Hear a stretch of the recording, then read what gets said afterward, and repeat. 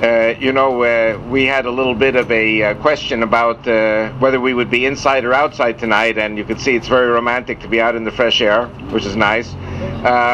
Some people were complaining about how hot it was, but I just came from a month in Texas and Oklahoma, where it was 111 degrees and 96 at night, and so I just had one quick joke to say from Texas.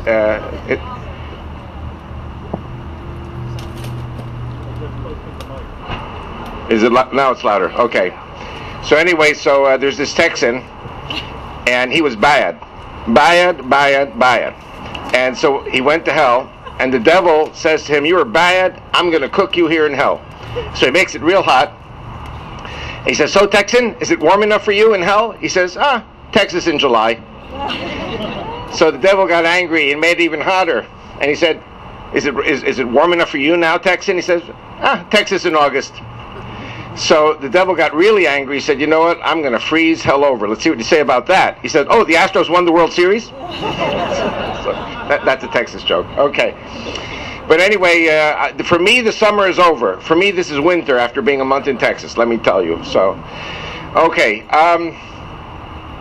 Tonight's message is going to focus on Islam. I'm going to talk about Islam as a religion.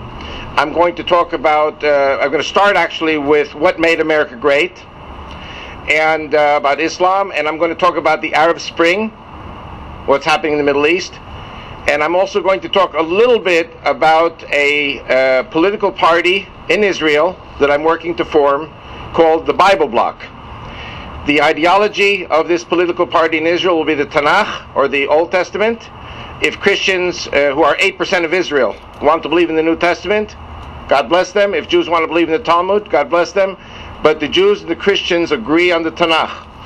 And my message globally, and my message in Israel, is Jewish-Christian alliance to defend Israel. It's kind of like I'm the Jewish, forgive the arrogance, the Jewish equivalent of Glenn Beck, or those kind of people. So, and I'm not out to convert the Christians. So, Glenn Beck said he's not out to convert the Jews. I'm not out to convert the Christians. But as Ben Franklin said in the American Revolutionary War, under different circumstances, either we hang together or we hang separately. Okay. So what I want to do is I want to take 5 minutes, talk a little bit about my background so that you understand where I'm coming from. And usually there's going to be one or two people who get up and leave, and I'm not angry with people who get up and leave. You're not married to my wife.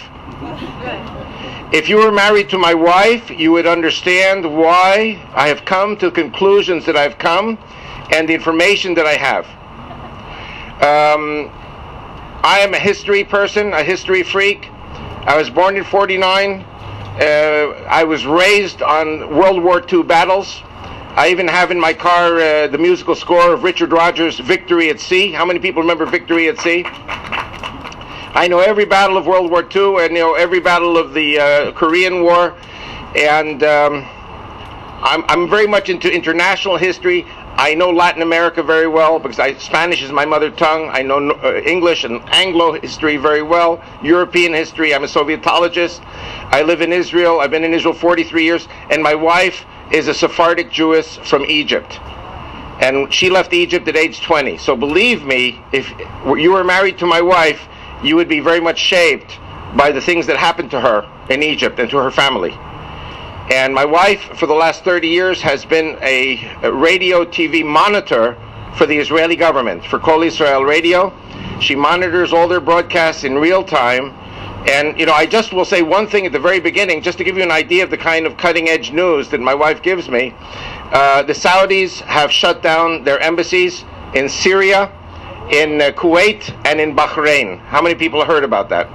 Okay, now, Syria, of course, because I think the Turks are about to make a military move into Syria, and we're going to discuss the struggle between the Shiites and the Sunnis, because all of this is all wrapped together in one package.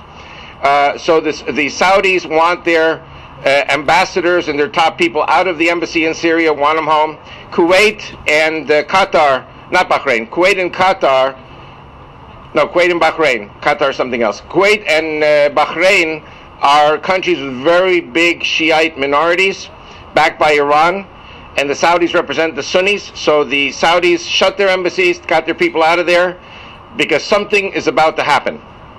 And the word on the street in the Arab world is that the Saudis are totally coordinated with the Turks, and the Saudis and the Turks are coordinated with the U.S. government about an imminent attack on Syria, maybe Iran, and if Syria goes, then the Hezbollah and Lebanon go.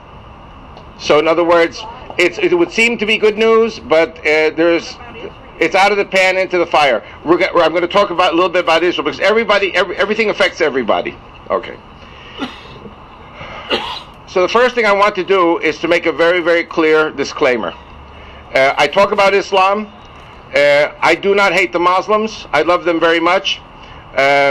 I am I don't want to say a typical Jew, that for the early years of my life I was taught that the Catholics in Spain were the barbarians in 1492, and the Muslims were the allies in 1492, and this is something that Jews will never forget, that the Muslims were the allies in Spain in 1492.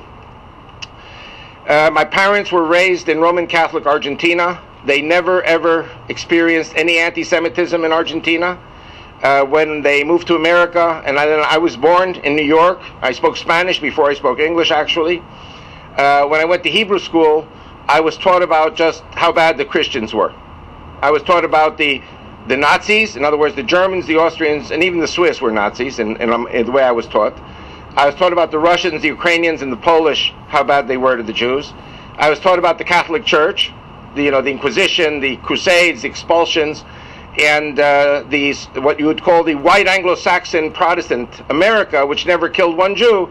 We were taught, rest assured, the day would come in America that the Jews would be killed by the Protestants. That's what we were taught. So by age 15, I was totally paranoid.